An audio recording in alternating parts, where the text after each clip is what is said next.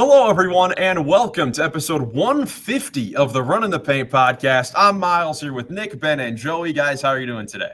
Feeling good, feeling great. Let's talk about some divisions. Yes, sir.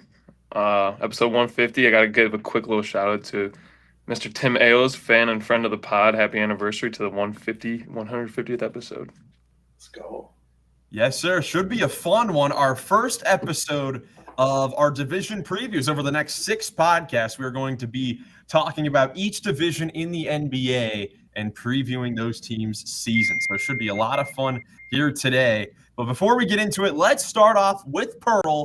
Of course, we have been doing great here so far as Mr. Ben Axelrod is Mr. Popular over there. Who's the first player we should guess for POELTL today? I think we were going with Denny, right, Ben? Yeah, I thought we were going with him. Denny Abdi. All right, let's do it. I was waiting on Mr. Popular to give us our pick. Yeah. All right. 25, 26-year-old in the East, and it's going to be a guard that is going to wear a double-digit jersey number. Okay, that gives us a bit of a runway to find out who this guy's going to be. A double-digit guard who, I mean, that's not a common thing. Yeah, looks like it's going to be someone that was drafted near the end of the 2010s because Denny was the 2020 draft, so someone a little older than him. In the East, I mean, any Eastern Conference guard that wears a double-digit jersey number. What about what number does Cam, the guy who scores a lot in Brooklyn? Cam Thomas is number 24. Is he young? Is he the same? He might be the same age. He might be the same age. Because I know he's currently he's still a free agent right now. He might not even be on here.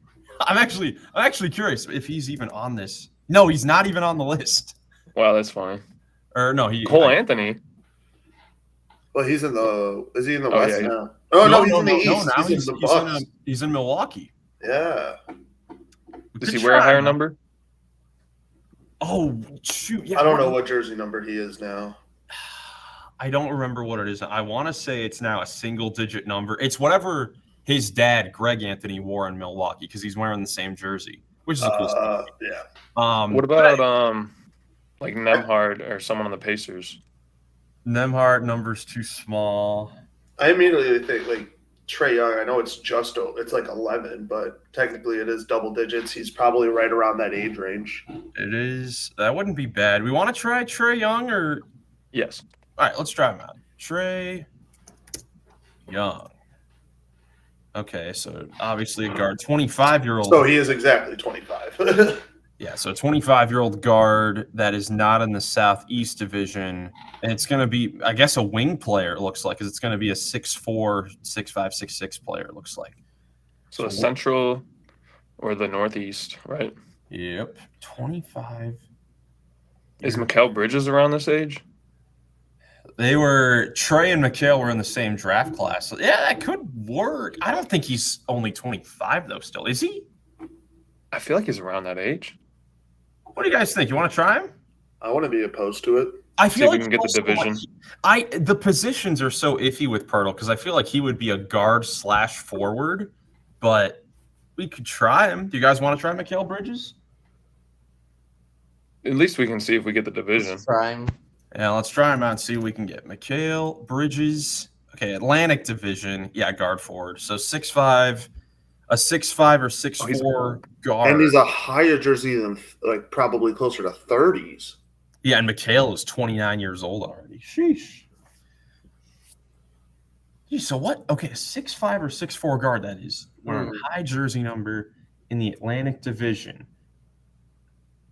So we got Brooklyn, Charlotte, and there's Charlotte Southeast. Charlotte, Philadelphia, or no, not Charlotte. Philadelphia, Brooklyn, Toronto. Toronto. Toronto high jersey number. Toronto. Nothing's really standing out to me. I don't know. Jerseys. Not New York. Brooklyn, their roster, I'm not sure. Philly,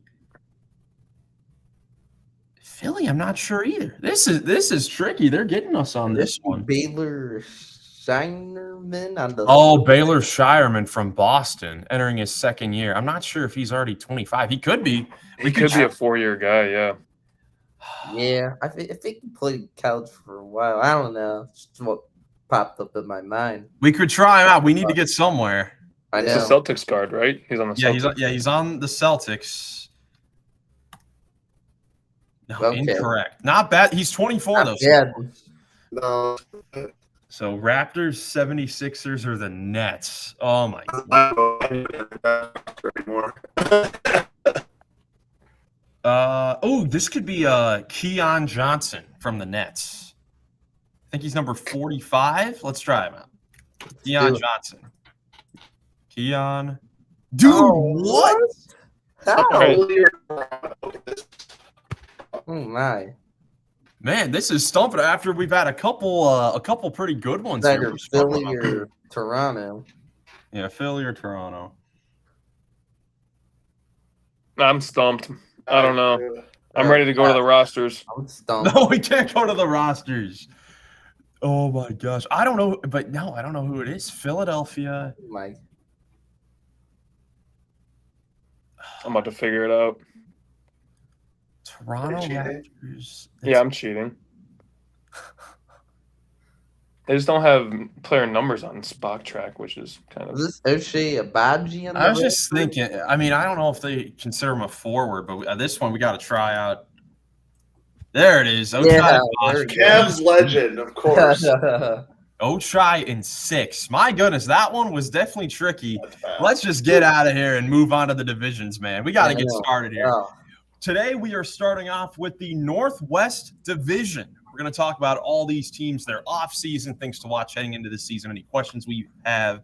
And these next few episodes will be the time where we will talk about the over-under projected win totals, and we'll see where each of us stand on these teams. So only right for the first team that we start off with the reigning NBA champion, Oklahoma City Thunder, coming off of a historic season, 68 wins, NBA champions, and they're bringing back their whole team. They extended their top 3 guys for a while, Shea, J-Dub, and Chet Holmgren. They drafted Thomas Sorber with the 15th overall selection. Let's see, Ben, where do you want to start off with Oklahoma City? I mean, they're the defending champs, of course. Let's start off with can they repeat? What can they? Do we think they can, keep up that same success, even though they're still young for a whole nother season? Well, this year is different for OKC because, coming off last summer, they added Caruso, they added iHeart, they got rid of Giddey. It was like a bit of a new-looking roster. And this year, that, like Miles, you said, they're bringing everybody back. So, with that logic, it should be easier to have a second year under your belt and a little bit more consistency and kind of knowing what to expect. So, just from that logic, they should be able to run it back. And I know I was in here a couple minutes ago just talking I was very high on Denver until I started preparing for this episode, and I wrote down everybody on their roster. I'm like, man, they got some holes. Who's going to dribble the ball after Jamal Murray? And then I did the same thing with Minnesota. And I'm like, man, they got some holes. But meanwhile, this OKC roster is impenetrable. They don't have a hole. There is, I kind of feel like I'm going to be saying the same thing as I was last year when we did this prediction when it came to OKC. They're the most complete team in basketball, just top to bottom. They kind of have every little thing just well. They just do everything well. They have every position kind of filled. They have good defense. They got good ball handlers. They got good depth. They got good rebounders, shot blockers, shooters. I'm thinking they're probably my early prediction to go back-to-back. I know we haven't had a new back-to-back champion in forever, but 8 years? I don't know. I have a feeling this year might be it. Definitely could be possible. I mean, this team is still obviously ridiculous. And I know myself last season, I came into this saying that the Thunder were my champions heading into the season. They end up winning it. So that was obviously nice on my end.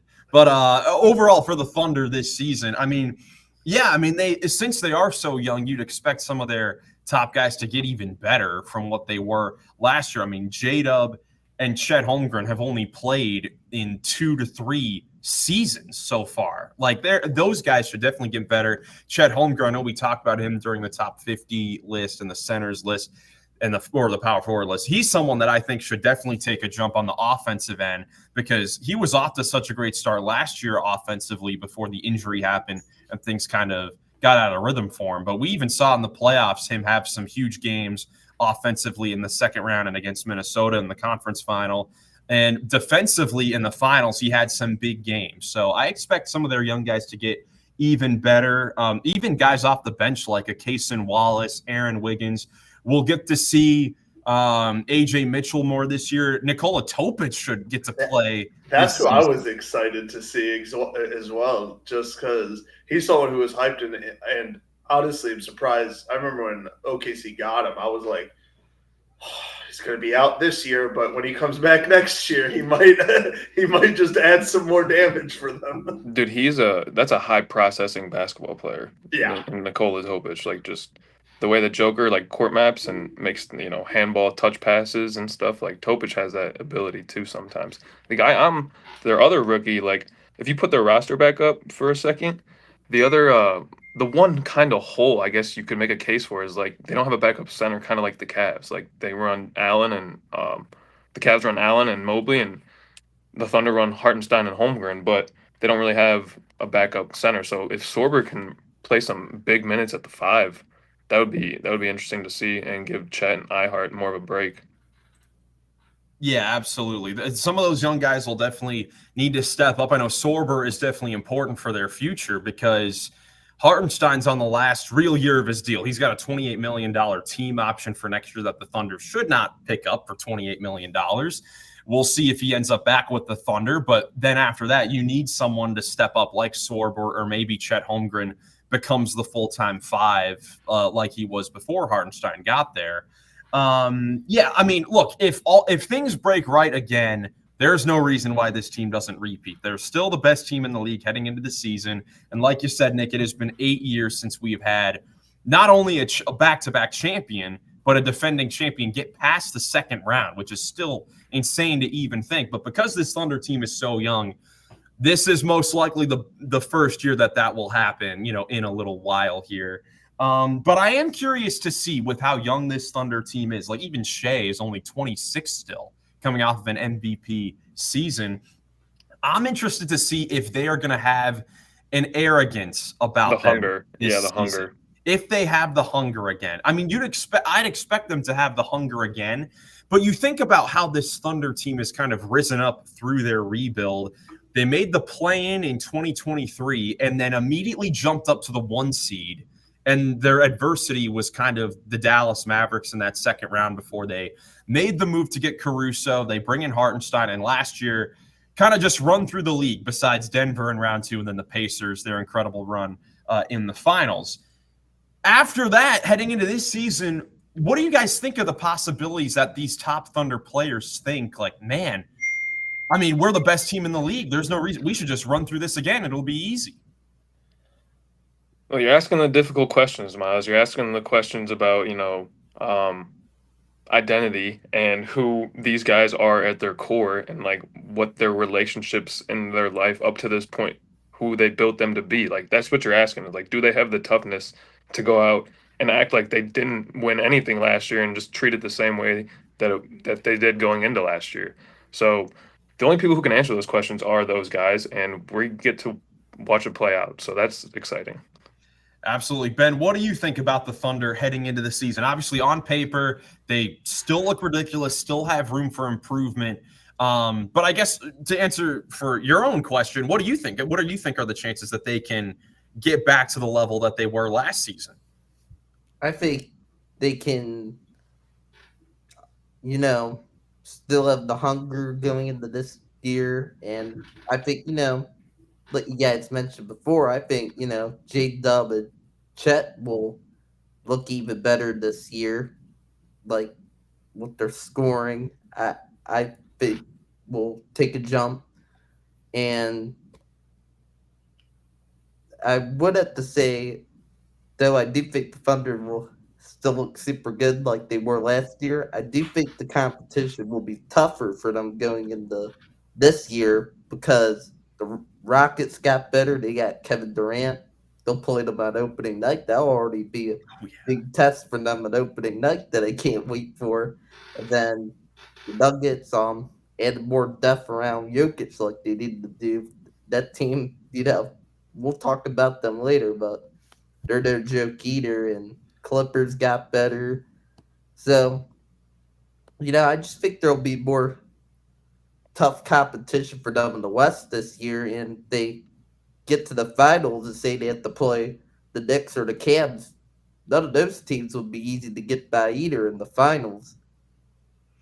Yeah, so definitely will be difficult, or a little bit more difficult than it was last year. You would expect they were leaps and bounds above everyone else in the West. I believe it was a 16 games above the 2-seeded Rockets last season. I don't think it'll be like that again this year. But getting into their over-unders this season, they're set to win, they're set to be predicted to win 62.5 games, which is obviously number one in the league, number one in the West. What do you guys think about that number for them, over or under on the Thunder for 62.5 wins this regular season? I am hammering that over. Over. Yeah, they won 68 last year, and we just made the case why they're going to be better. Last year. No, 62.5. I feel like they're going to get that by March. Ben, you think the same thing? You think over as well? I think the over by a bit. Yeah. I go over as well, but just slightly on the over. I don't think it's going to be that insane. I mean, 68 wins, that was like the 7th best record in the history of the league. That's going to be hard to replicate, even if the guys get better. And, I mean, at the end of the day, the regular season doesn't really matter that much for these teams. As long as they get home court advantage, because they've got arguably the best crowd in the business, especially in the West, that's going to be important for them. But outside of that, I don't know if they need to be going for a huge amount of wins in the regular season. But then again, last year, it didn't really feel like they were going for it, and they still got 68 wins. So either way, though, I got the over. I don't know if they'll replicate 68 wins or maybe hit 70 this year. I mean, that could be a possibility. Joey, what do you think? I know last season you made the remark, I don't know if it was about the Thunder or another team, that you thought they would win 70 games. Do you think that the Thunder could win 70 this year? I was thinking that, but you might be right. They might just because who knows? It could be like the egos where they just take it easy and they just get taken advantage of, because since they're the defending champs, they're getting every team's best every single night. Like, everyone wants to take them down. It's just how it's going to be. It's going to be much tougher. So I don't know about 70. I think they might do around the same as they did last year, around like 67, 68 maybe. But I'm thinking that maybe they don't repeat as champions, but maybe they try to just go straight for the NBA Cup and just try to win all the hardware. Imagine. But yeah, Thunder, obviously the championship favorites, should be in for another very good season. Let's go to the next team here. Let's go to the Portland Trailblazers, a team that was in the lottery last year, finished 12th in the West, 36-46 on the season. But they did have a very solid second half of the year. They finished the year 23-18, including a 13-5 stretch during the middle of the season. And that propelled them to make some aggressive moves during this summer, trading Anthony Simons to the Celtics for Drew Holiday. Of course, Damian Lillard is back in Portland. He's going to miss the whole season, but gets bought out by Milwaukee, goes back to the Blazers, 3 years, $42 million. They bought out DeAndre Ayton for him to go to the Lakers to shore up their center rotation. And then they drafted Yang Hansen at 16. So a whole mix of moves for the Blazers. This is their team. Joey, let's start with you. What's something that you want to talk about with this Trailblazer team?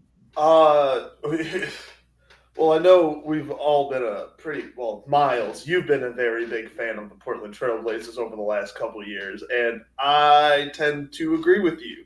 I was very impressed by that Hansen Yang dude in Summer League, and I'm very intrigued, and I would love for him to be like the backup center to Klingon this year, not Williams. And I don't know if they can somehow – the West is too loaded. I don't know if they can get it. They're still too young. I feel like they're just not there yet. and it could happen, Denny Advia could burst into superstardom. We never know. You never know. But because he obviously played great for Portland last year, and I expect him to get even better this year.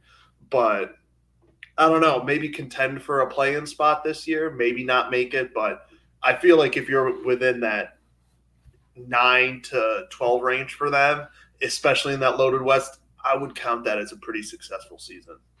Yeah, I mean, Joe, you said I have like the Blazers and what they've been doing the last few seasons. I am a little curious about the Drew Holiday move because I don't know, you don't really make that type of aggressive finishing piece to the puzzle move when you're still haven't proved you can make a play-in spot yet. So that was a little interesting, a move that didn't really make a lot of sense for the Blazers, but I do like their team. It does add to their defense, which is very good. If there's anything that the Blazers should be this year, it should be a talented defensive team that has a lot of athletic guards and talented players in the front court too. I mean, you mentioned Denny Avdia had a great year. Tamani Kamara, all defensive player. Klingon is a beast in the paint. And then, of course, in the backcourt, we still have to see who ends up starting. I mean, I'd expect Drew Holiday to start, but they still have Scoot Henderson entering year 3 now, and he should have a big jump up this season. And of course, Shaden Sharp is good. They still have Jeremy Grant on their roster. You know, we'll see if he is still on the team. Nick, what do you think about the Portland Trailblazers? I mean, this is a team that does look to have some potential, but is the Western Conference too loaded for them to really fit in? Yeah, I think they're still at least a year away in terms of playoff picture conversation stuff. I agree the Drew Holiday thing was kind of a question mark. I think that'll probably be a move that they parlay later in the year before the trade deadline and maybe get some other guys back who are younger and maybe some draft picks for Drew Holiday to get on a competing team. Yeah, I think they're a year away, though. This year, to me, is about Scoot and Shaden. I think they're both due for a big year. It's kind of like, you know, you get so many young, talented guards in the league who can do this kind of stuff. But we talked about it last episode, like just having the opportunity gets you the recognition. And it feels like Portland is trying their best to line up their winning opportunity with their peak development with Scoot and Shaden. So, like, they're going to get better this year, hopefully, and those guys should improve as well. And I think, like, the timing is lining up to be good. So I think Shaden and Scoot are in for a big year. Ben, what are some things that you're going to be watching with Portland this season? I'm going to be watching Scoot Henderson. Can he take a big year free leap? I think he potentially could. I'm intrigued by Scoot Henderson. I mean, I think he could play a big factor in how the Blazers season potentially goes.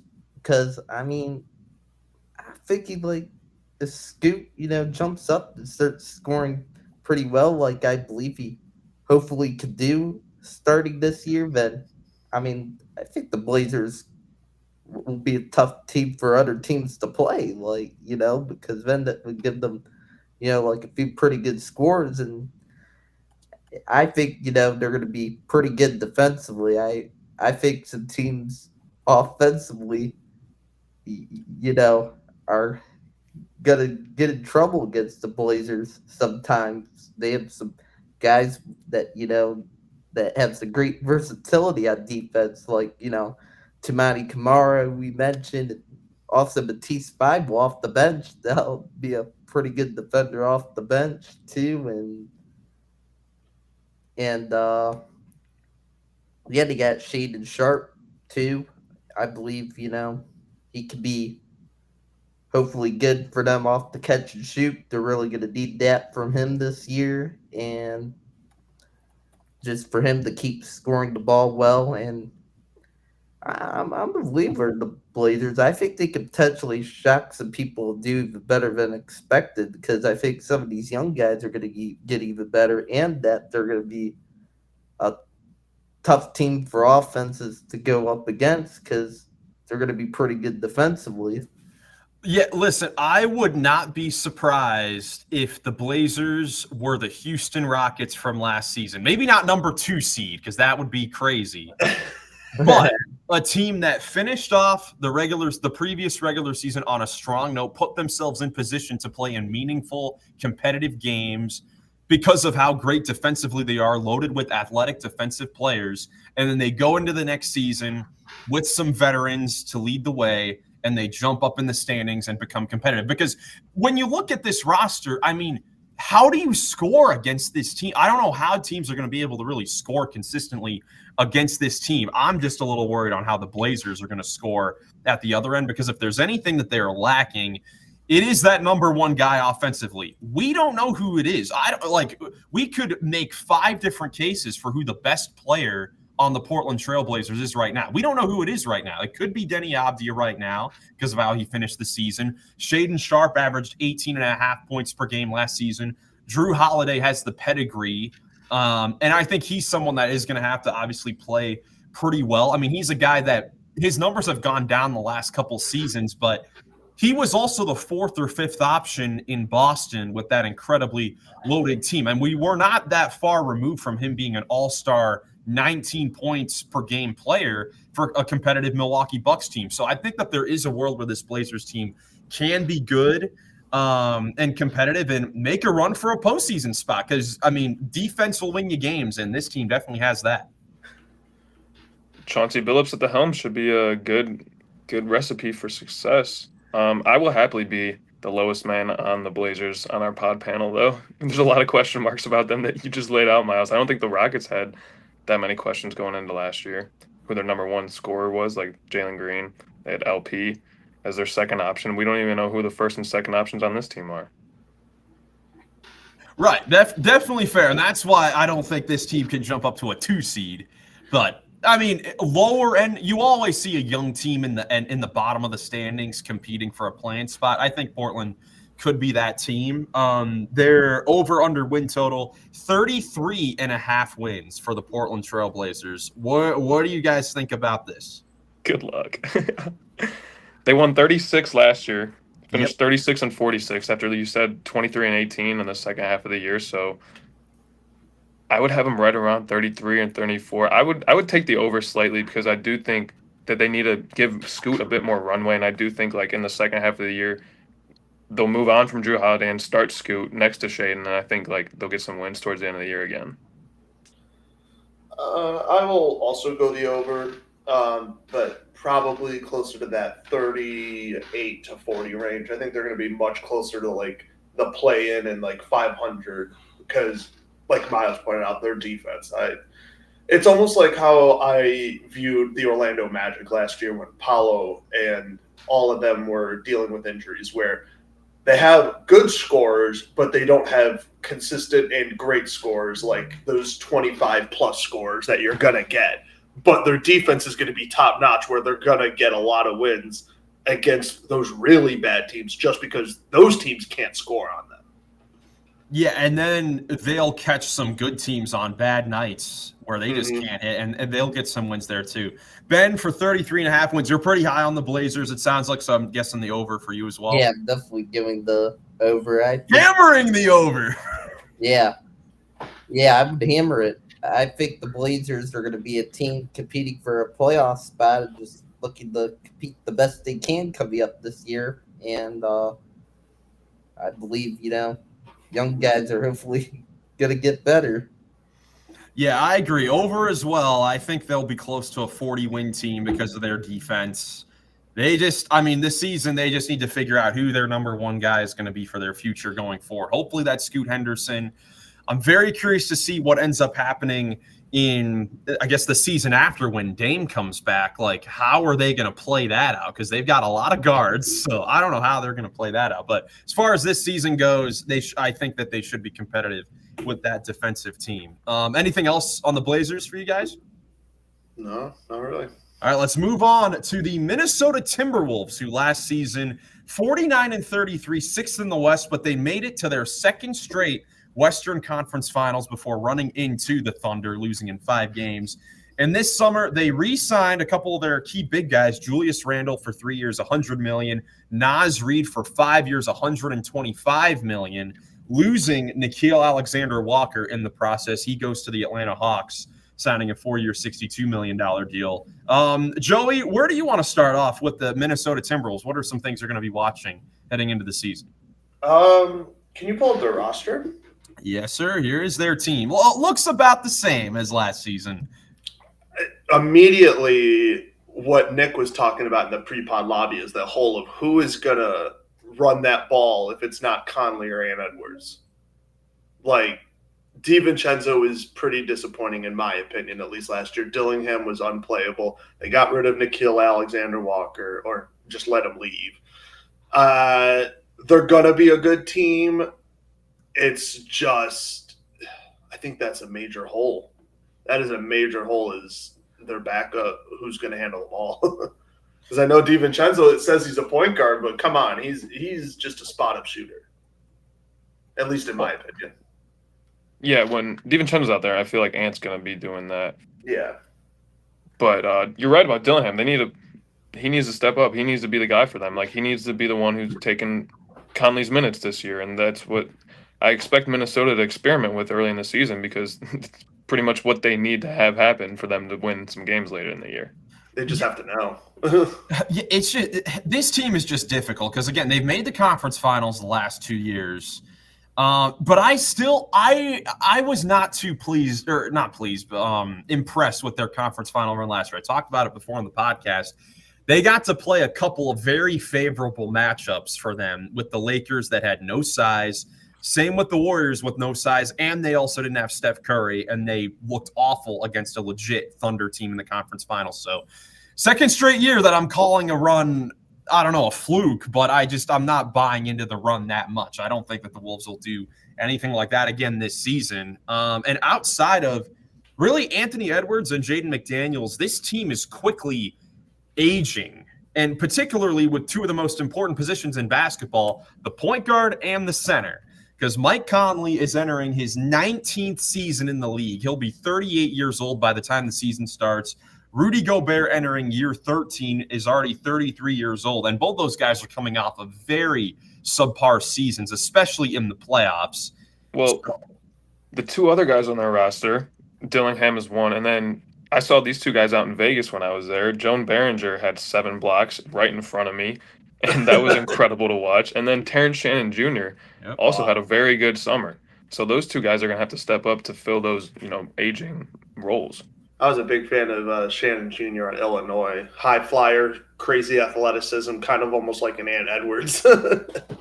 Yeah, so they absolutely need some of those younger role players to step up because, if they're not able to, this is one of the more top-heavy, shallow teams in the league. Like, agreed. Even 2 of their 5 starters with Conley and Gobert, I think, could be question marks heading into this season. And then the bench, of course, Naz Reid is fantastic. Great that they were able to re-sign him. But even then, I feel like there's just thin. It's thin. It's a very thin team, and you talk about question marks. This team has a ton of question marks because even Rob Dillingham, I'm not even sure if he can be their starting point guard of the future. From what we saw in his rookie season and just his play style, at the current moment, I feel like he caps out as a 6th man off the bench. I don't know if he's the starter for the future. We'll see, yeah. Ben, what do you think about the Timberwolves roster heading into the season? Yeah, I think it's fit with the depth, as you guys said. But I do believe in Terrence Shannon Jr. off the bench. He showed some pretty good moments in the playoffs last year. They played him in Summer League too this year, and he looked dominant in Summer League. So I believe in him. And Naz Reid, of course, still be great off the bench. But, I'm thinking, with Rudy Gobert aging this year and stuff, that they're just going to need Naz Reid to play even more. Play more of the starters because Naz Reid, he can play well both ends. And, he might look even better. I think they're going to need him, just play even better this year. And Rob Dillingham, definitely they should experiment him with minutes at the start of the year. And Yeah, I'm not sure if he could be a starter either. I'm thinking like the same way as Miles on that, but yeah, Dillingham's going to be an interesting player to watch this year, see what he's about. And DiVincenzo could be, a good spot up shooter off the bench. So, I mean, overall, they have pretty good scoring guys. It's just, I worry about their ball handling, and I I wonder if they could be just good enough defensively to where they can really compete. Yeah, I mean it's just tricky with the Timberwolves. Not at all. I don't think that they're going to be a bad team. They're not a bad team. They're just not as deep as some of these other teams that are really looking to compete in the league. Now, of course, we haven't even mentioned Anthony Edwards yet, who had an incredible year last year. Of course, the superstar who what did he end up ranking in the top 5 list? I believe. No, you guys. Oh yeah, he did. No one had him 5th, but he was our 5th guy. Yes, that's right. So collectively, he's somehow the 5th best player in the league in our minds, top 5 player, and he should have a very good season again. I mean, he really improved his 3-point shot. It was one of the great 3-point shooting years in the history of the league. When you take a look at the difficulty of the shots last year, he's just going to need some other help on that end of the floor. Of course, Randall was good. But I think someone that's going to need to be important for them is Jaden McDaniels offensively, because in the playoffs, we saw times where, like against the Lakers in the first round, he torched them in the first round. He was huge. He's got good size, and he's a pretty decent shooter. He's improved his range since he's come into the league. I think they need to use him as more of an offensive piece this year and not as much of a spot-up guy, because they're going to need some more offense from some of these guys, outside of Edwards and Randall. Because, again, there are just a lot of question marks to me with this team. Yeah, I was thinking about while you were saying that, like half their roster in Conley and Gobert and Randall and Reed, like thrive kind of in the half court, slowing it down. And then you got a top 5 guy who just plays fast and thrives playing fast. Jaden McDaniels is kind of the same way, where you just want to beat ball pressure and get the ball to the opposite baseline as fast as you can. So it's a contrast there, and there's question marks like we've been saying. Well, that fast-paced style could be where those younger guys like Dillingham and Shannon fit in. Right. So it'll be interesting to see who kind of fits in with the Wolves this year. I mean, the question that's overlying with all this stuff is just what is going to be their identity this season, and we'll have to see what it is. And we're talking about experimenting minutes there. I mean, it's going to be tough in the West to experiment minutes because you can't really lose those backup minutes if Dillingham's out there and not playing well. I mean, it's just going to be tough.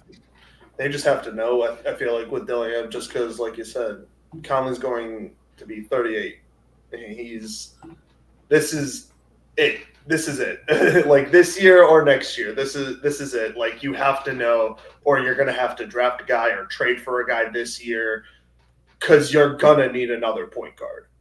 And you have to find out if Dillingham can be that guy. I feel like that's like, even if they want to have like big playoff aspirations and they want to get past that conference finals and finally make the finals, if I was a Timberwolves fan, the one thing I would be looking at is the development of Rob Dillingham and possibly what you were saying, what's the rookie center or the backup? Behringer, yeah. Because they're going to need another big shot blocker once Gobert, if they want to move on from him too eventually. Yeah, for sure. Their projected win total, they're projected to win 49.5 games, which is tied for 4th in the Western Conference.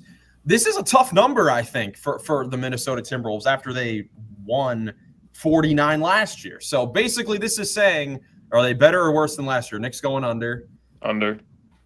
I'm going to go just under, probably around the same as they did last year. I think either 48 or 49. Ben, how about you? What do you think?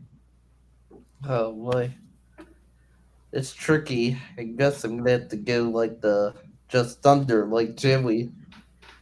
Yeah, same here. We're all agreeing right now with the over-under, but it just makes sense. I mean, I just think that this team is closer to being a play-in team than a legit title Top contender. 4. Yeah. Agreed. So we'll see. It'll be interesting to see how they play, this season. Next team, let's talk about the Utah Jazz. The Utah Jazz, who last year worst record in the league, 17-65, but made some moves this offseason. Some questionable, but some finally maybe leading to maybe the resurgence in the next few seasons. Drafting Ace Bailey at 5. Him falling to them at 5, which I think was going to turn out great for them. Walter Clayton Jr. at 18. But then they moved on from some veteran guys and they didn't really get a whole lot of guys back for them. They traded John Collins to the Clippers. All they got back was Kyle Anderson and Kevin Love. They traded Colin Sexton to the Charlotte Hornets, only getting back Yusuf Nurkic, and they bought out Jordan Clarkson. He goes to the Knicks, didn't really get a whole lot back there. So this is their team. Of course, thank the Lord, they're going back to the old purple mountain looks. They've got some of the best jerseys in the league now. Cannot wait for that. But as far as the actual team, nothing that special. A whole lot of young guys that are going to need to develop here. Nick, what is something you want to talk about with the Jazz? Well, to me, it's pretty simple with Utah. The season's going to be about 2 things. It's either one, you're going to see who can play with Laurie, which guys on the roster, Walter Clayton, Ace Bailey, which young guys can play with him, or you're going to assess those guys' play styles and figure out what a good package in return would be to pair with who's remaining. That's what I think is going to be figured out this year in Utah, or at least what they should have their goal to figure out. Is either who are we going to bring in if we're going to keep Laurie and pair with him, or who's going to stay here, and then what are their play styles and what do we need to bring in to pair with them? Yeah, 100% agree. I wouldn't forget about Isaiah Collier. I think he's someone we should keep an eye on who could potentially be a solid guy and that starting point guard if Clayton Jr. takes a little bit. As much as I love Clayton Jr., he's more of a big shot kind of guy and not maybe the traditionalist point guard like Collier is. And Collier could definitely get Bailey and Markkanen the ball. Nurkic is a good backup big. Looking at this roster, it's like, who are they going to keep? They got 16 guys right there. They got a lot of young guys. They got to figure out who they're going to keep, who are they going to believe in, who are they going to give a chance. But yeah, it's really about who they got, plug and play, who's going to fit well, and focus on the next year. Yeah, Ben, what are your thoughts? Who are the young guys that you're looking to stand out with the Jazz this year? I'm intrigued by Kyle Filipowski because summer league he was looking down at there at times, and I think he could be something for them. I think he could turn out to be like a guy that just plug in as a good scorer. Sometimes it could play some pretty good defense. There's a good versatility. I'm thinking that he's going to be playing good enough this year to where he's going to be a guy they're going to want to keep around. Well, at the seed, that's just what I'm thinking going into the year. And I think, Collier,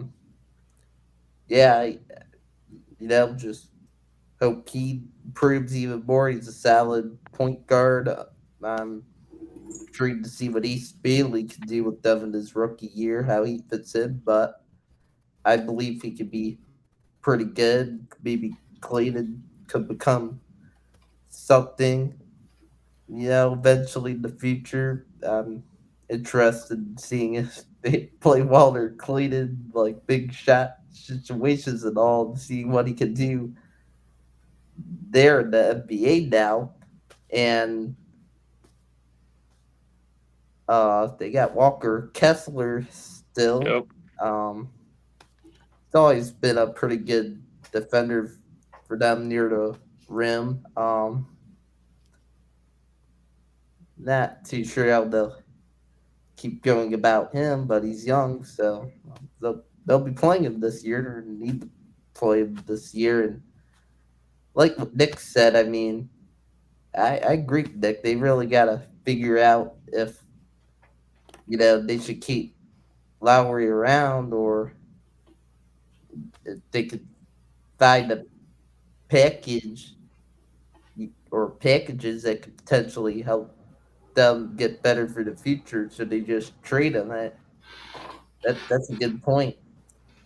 Yeah, I mean, it's going to be a season about figuring out which of these young guys stick. Like you already said, Collier's a good point guard. Keontae George has been good, but he's also had the ball a whole lot. He hasn't been the most efficient. So we'll see how he plays now that there are other guards that can legitimately take his minutes. Excited to see what we get out of Walter Clayton. Hopefully, Cody Williams plays better than last year, because last year was abysmal. We know Nick loves that guy, but he didn't do him that well out last year. Taylor Hendricks will return after the horrible injury to start last year. He'll be back. Bryce Sensabaugh is still there. Really, I'm just excited to see if Ace Bailey can finally be the first cornerstone piece for this Jazz rebuild, because this is the third we're going into, I believe, the third year of the rebuild, and they have not had, a legitimate, guy that you can really, think to build around yet. Yeah, that team. So Ace Bailey is going to get a lot of shots. I don't know how many of them he'll make, but he'll get a lot of shots this season. And we're going to get to see if he can show flashes of being the number one scorer guy for the Jazz going forward. So that'll be the number one thing to probably watch, as well as Lauri Markkanen, who's currently, destroying in Eurobasket right now, how he plays for the Jazz coming off of, another overseas tournament. I'm calling it right now. The finisher is going to be an all-star this year. He's going to be back to the all-star game. We'll see. Whether it's a reserve or not, or an injury sub, he will be an all-star. He will be back. But as far as the over-under, 18.5 is where the Jazz are at, lowest in the league. Of course, right around where they were at last year. What do you guys think about this for the Jazz? Of course, they play in the loaded West. Do you think that this is the worst team in the league? I think Brooklyn will be worse. But I don't think Utah will win 20 games, so I'm going to go under. I'm going to go – I agree with Nick that the GFF will probably be the worst team in the league, not the Utah Jazz. I feel like with a couple – they do have some good young guys that we have somewhat seen a little bit of. So we know a little bit of what they're going to do. So you know what? I'm going to go on a limb and say they're going to win 20 games. I'm going to go over. I think Walter Clayton Jr. will hit 2 game-winning shots to push them over the edge to get them to 20 games. There you go. That's kind of what I'm thinking, because I made the argument last year with the Brooklyn Nets as well. It's whatever team is projected to be the worst team in the league, they never end up actually being the worst team in the league. So the Jazz being projected to be the worst team in the league, they're not going to. It probably will be the Brooklyn Nets. The problem is they're going to be competing against each other towards the end of April and stuff to get the worst record. And the Jazz do also play in the West, so they're going to get hammered by these teams. So this is actually pretty tricky. I'll go slightly under. I think they will end up winning 16 to 17 games, just because, again, they're in the West. So they might have the worst conference record that we've had, one of the worst conference records that we've ever seen, because they just, on paper, they just aren't really that good outside of Markkanen and whatever Ace Bailey can do and Walker Kessler defensively. So definitely will be one of the worst teams in the league. Ben, what do you think? This is tricky. I'll go slightly over. Kind of like what Joey said. I'm thinking Lowry could be hot at the beginning of the year, and I don't know, just some of their younger guys step up and they just somehow come through and win some games. Somehow, I'm thinking they could catch a good, better team on like a rougher night for them, win a couple through that. There will definitely be some nights where I think it's the Delta Center is where it's popping, because those fans are great. The Jazz always have a great home court advantage, so there will definitely be some fun nights there. But moving on to our final team for the Northwest Division, the Denver Nuggets, who last season definitely an up and down year where they fire Michael Malone in the final week of the season, but end up taking the NBA champion Thunder to 7 games in the second round. Overall, they won 50 games. They were 4th in the Western Conference. And they had a pretty busy offseason. They traded Michael Porter Jr. and a 2032 unprotected first-round pick to Brooklyn for Cam Johnson. They acquired Jonas Valanciunas from Sacramento, and then they signed Tim Hardaway Jr. and Bruce Brown. So they made a lot of moves this summer, and they are definitely looking pretty good. They're looking pretty deep there for the Nuggets. This is one of the deeper teams that Jokic has had with that Denver squad. But, Nick, I know you've got some concerns, so why don't you get us started with the Nuggets? Yeah, I definitely agree that this is one of the deepest teams Jokic has had, and they're too deep at every position. It's looking really good on paper. My biggest thing when I was writing down these guys, I'm like, who's going to dribble the ball after Jamal Murray? Yeah, Christian Brown. I don't know who they're going to start either. I mean, I was thinking, do you guys think they could start both those big guys, like Jonas and Jokic together? No way. Cam Johnson can't play the shooting guard. No, because to me, they maybe could play spare minutes together, but the whole purpose of getting Valanciunas is to fill the minutes when Jokic isn't on the floor. Okay.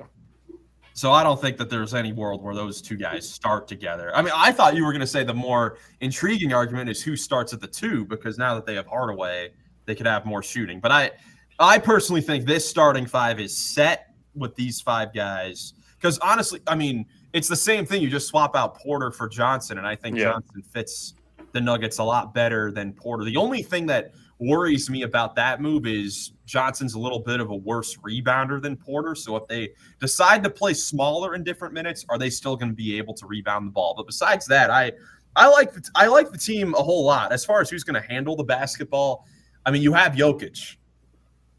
You have Jokic that'll have the basketball in the post. I mean, they didn't really have a legit backup point guard when they won the title in 2023. It kind of was Bruce Brown, but it was also just let Jokic handle the ball when Murray is off the floor, and then when Jokic is off the floor, Murray's got the ball. So I think that they'll be fine in that regard. Joey, what do you think about the Denver Nuggets, the moves that they made in the offseason and their outlook this year?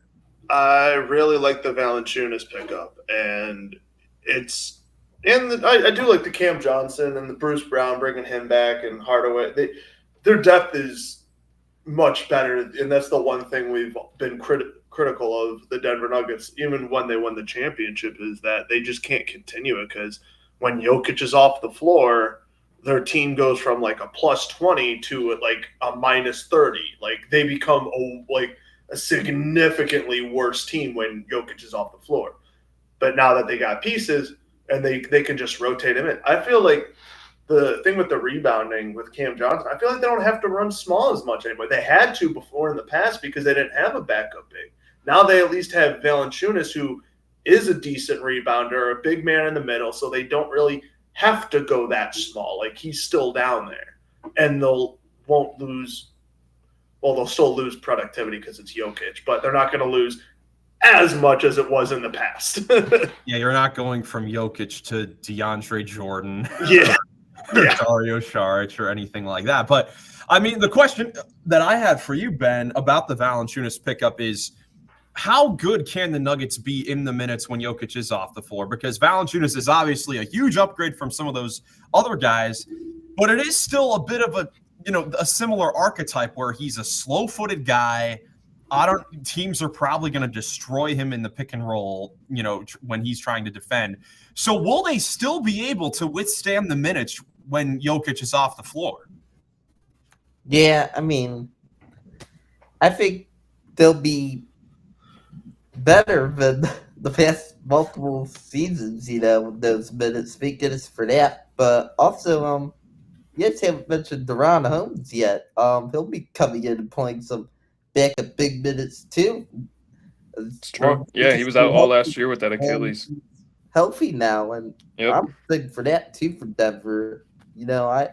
I think he could be a good shot blocker for them by the rim. He's got some good athleticism. He's an Ohio boy, Dayton grad. Scoring down low in the painted area, and I think he looked good in Summer League this year when he played. So I'm excited about that, and they should look to give him some minutes off the bench too. And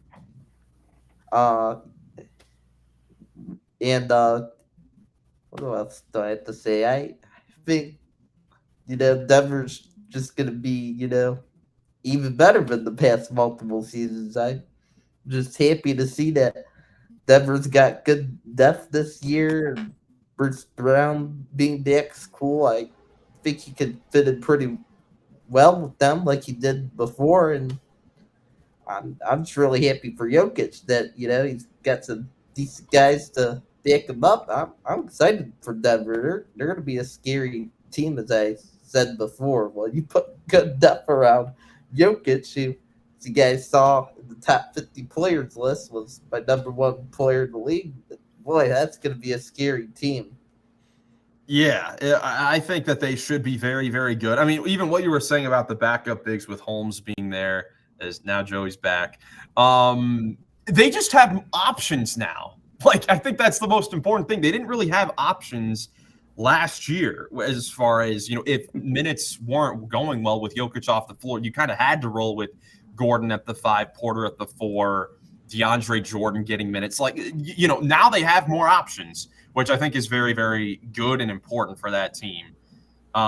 They do have options. Another question I had going through this was like, they have more options, they have more depth, but are these guys going to, play better? Are they going to play well? Like, you got Jalen, you got Pickett, Strother, and Tyson, who are all going into their 3rd year, and then P. Watt and Christian Brown are extension eligible this year as well, and like they're going to need those guys to fill pretty big roles, and take the majority of the weight off Jokic, take the score, take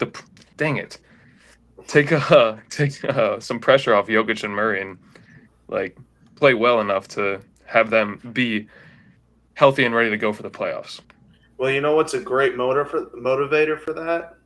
Contracts. And if they're extension eligible, that means they're going to be playing for their contract. So there is a good chance that does happen. Yeah, particularly for Brown. If I'm not mistaken, I think those guys have to sign their extension before like October 31st or something like that. Mm-hmm. But really like a week into the season. So he'll get Christian Brown, not Bruce Brown, right? Right, Christian Brown. Right, I forgot. Now there are 2 Browns again. We're back to this. Oh my gosh. But yeah, absolutely. I think those guys will play well together. I mean, I think the Hardaway pickup is awesome. I mean, the amount of open shots. You were saying, Nick, he's going to get a lot of open shots for this team. I mean, him and Strother are going to be very similar players for that team. Even like guys like lower on the team, like Kessler Edwards can play defense. Tyson, I think, could be a good shooter. He's got good size as well. So I just really like their team a lot. I like them a lot. I think that they are definitely going to be back to being a legit title contender this year, because while they were at times last year, but most of the time it was a pretty disappointing year for Denver. It was a huge carry job by Nikola Jokic, who like 3 of us think he's the best player in the league still. I still think he should have won MVP last year, and he should definitely be in the running for it again this year. They're projected to win 53.5 games, which is 3rd in the Western Conference. What do you guys think about 53.5 for Denver after they won 50 last year? I will take the over. I think they're gonna break out of the. I think they're gonna be 55 to 56 wins. I also agree. I think they're going to go double nickel and hit 55. Ben, how about you? Yeah, I got to get it over. Somewhere around where Nick and Joey said it. I'm just really excited for the Nuggets this year. They got, some good depth now. You got Jokic, and Cam Johnson's even better than Michael Porter Jr. there at the 3. I think they're going to be a scary, really good team, as I said.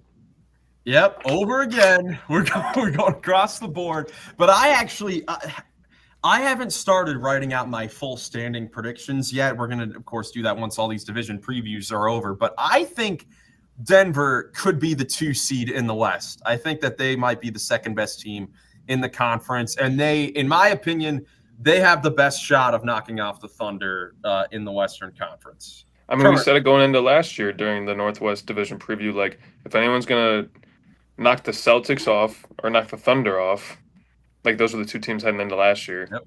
Denver was right there next because they had done it before. I tend to agree. They almost did it last year in the playoffs without a coach. Well, with their head coach changing within the week before. Right, that's another thing that's going to be important too. Now they actually have a training camp with David Adelman there, which is huge. I mean, you actually get to have your coach there. I mean, it's going to be great. I mean, what statistically or record-wise is he still technically undefeated? I think he won the last 3 games in the regular season, so he's got the highest winning percentage in league history. So now,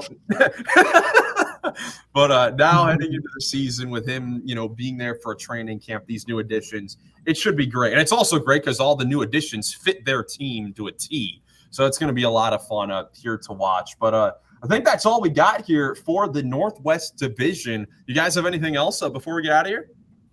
We got the Southeast Division coming up next time. Yes. Orlando, Atlanta, Miami, Charlotte. Help me out. DC. That's right. Talking about all those teams. So make sure you stay tuned for that. And I know we've been teasing it for a while, but we should finally have a guest in the next episode. So stay tuned for that. That's going to be a lot of fun. But for now, we're going to head on out of here. Thank you guys so much for watching. If you enjoyed, leave a like, subscribe for more NBA content. I hope you have a great rest of your day, and we'll catch you in the next one. Peace.